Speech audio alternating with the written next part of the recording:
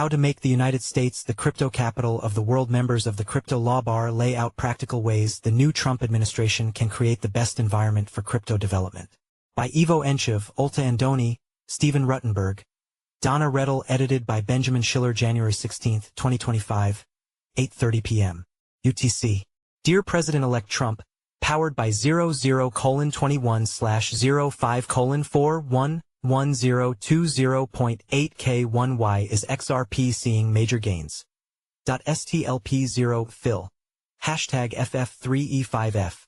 .ST1 fill. Hashtag FEF. .ST2 fill.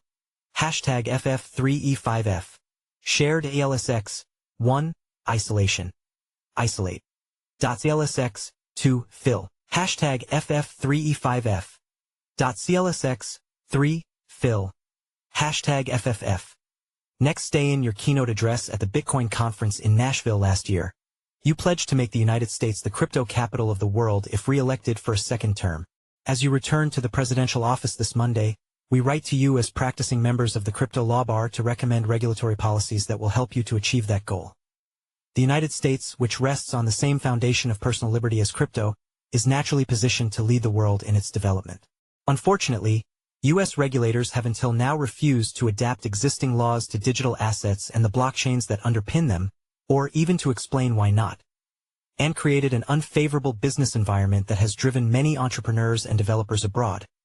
To unleash American ingenuity and remedy this neglect of the blockchain industry, we propose that you pursue the below forward-looking policies across 3 areas: supporting U.S. companies, promoting crypto values such as privacy, disintermediation and decentralization, and cultivating a favorable business environment domestically. Supporting U.S. based businesses. The crypto industry has produced a range of established and emerging use cases, including digital gold, stablecoins, permissionless payments, decentralized finance, real-world assets, decentralized physical infrastructure, DePIN, and many more. Many of them are being responsibly advanced in the United States by businesses such as Coinbase, Circle, and Consensys, and by developers contributing to crypto's open-source, decentralized infrastructure. To continue competing against their international rivals, these parties need clear rules of the road and proper regulatory guidance. General rules of the RoadToken issuance and secondary sales, which lie at the heart of the crypto economy, are subject to confusing and overlapping regulatory authority from the Securities and Exchange Commission, SEC, and the Commodity Futures Trading Commission, CFTC. Market structure legislation should clearly delineate the scope of jurisdiction among primary regulators and lay out when assets enter and exit that jurisdiction. Here, Congress should resist giving the U.S. securities laws an overbroad application, as the SEC has done. Tokens powered by open-source software and consensus mechanisms that are otherwise minimally dependent on centralized actors are not securities because there is no legal relationship between token owners and an issuer, as understood by the securities laws.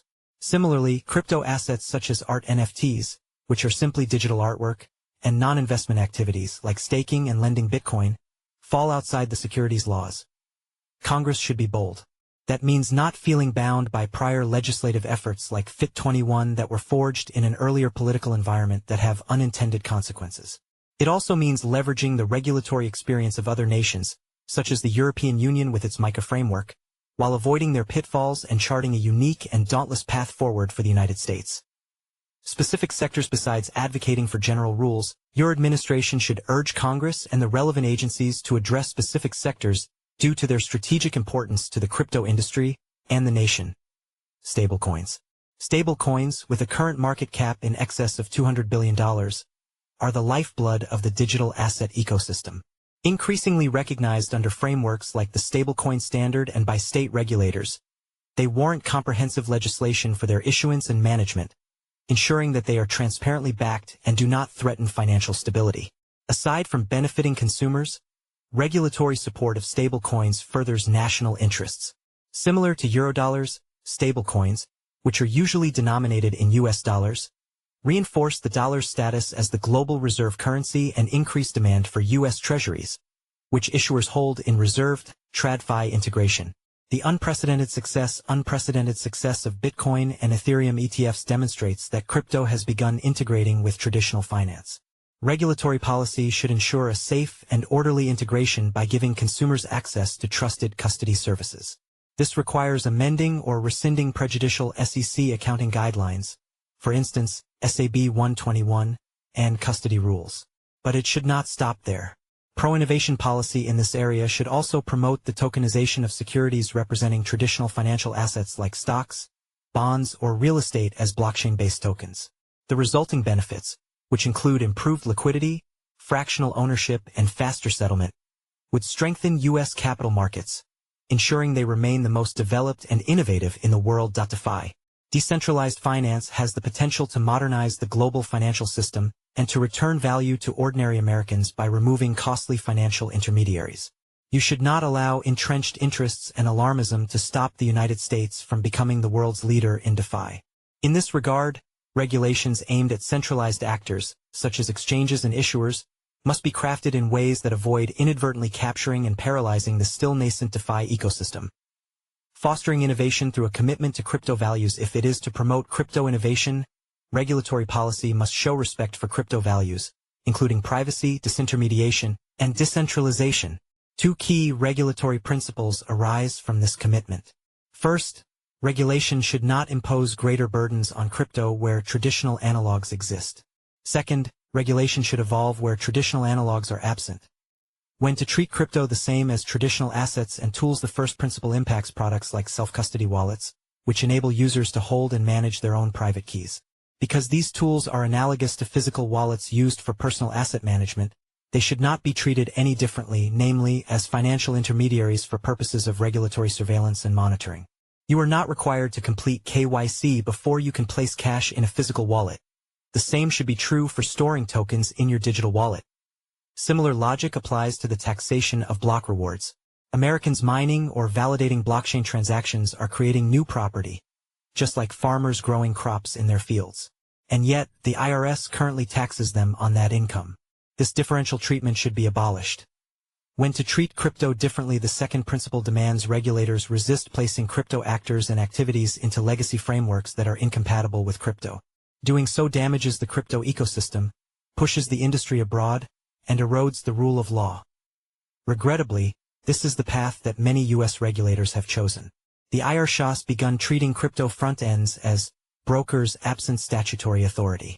The Department of Justice has begun charging non-custodial wallet developers with unlicensed money transmission violations despite its long-standing policy to the contrary. And the U.S. Treasury has sanctioned the smart contract of privacy mixer Tornado Cash, even though it is neither a foreign person nor property, but merely code. An appellate court overturned the sanction. Without diminishing the importance of the governmental interests at play, tax evasion, money laundering, and national security, we submit that the government's approaches in each case are wrong as a matter of innovation policy, and we encourage your administration to reverse them. Instead of regulating digital asset and blockchain businesses like traditional companies, we urge regulators to collaborate with this new technological paradigm and with our industry. For example, if government surveillance, KYC, in a decentralized environment is actually justified in certain instances, regulators can leverage blockchain-based credentials that are portable across protocols, give users control of their data, a benefit of Web3 architecture, and are aligned with the frictionless blockchain ecosystem. Similarly, they can marshal the programmability of tokens and smart contracts to exclude sanctioned parties from parts of the crypto economy. Attracting top talent with a welcoming business environment. To become the leading destination for top crypto talent, the U.S. must cultivate a favorable business environment. Your administration can begin this process on day 1. End debanking of crypto companies. Your administration should direct the FDIC and all other agencies involved with Operation Chokepoint 2.0 to immediately cease their unaccountable campaign aimed at debanking the crypto industry. Improve SEC rulemaking and enforcement. You should instruct your SEC chair to overhaul that agency's approach to crypto. Over the past 4 years, the SEC has consistently exceeded its authority by pursuing good faith industry leaders such as Coinbase and Consensys, regulating individual developers and users in its exchange redefinition rulemaking, and launching enforcement actions against wallet providers. It is time for the SEC to correct this pernicious approach and begin engaging constructively with the crypto industry while focusing its efforts on preventing fraud rather than curbing financial speculation, which has benefits for innovation. Roll back punitive tax rules. Your administration should roll back punitive tax rules that push entrepreneurs and developers abroad while leaving well-meaning taxpayers uncertain about how to calculate their tax bills.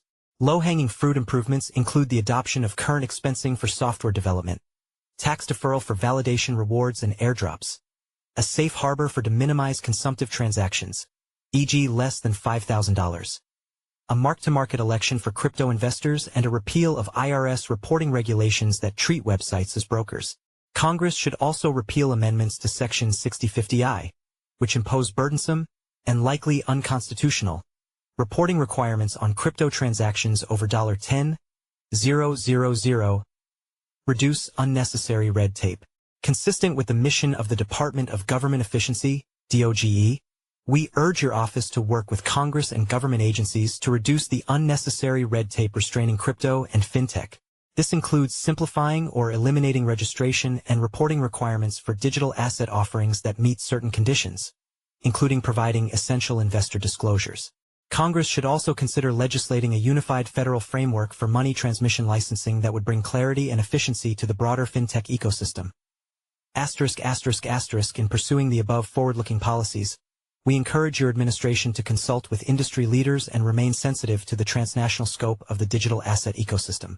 We view your formation of a crypto council as a positive step in this direction.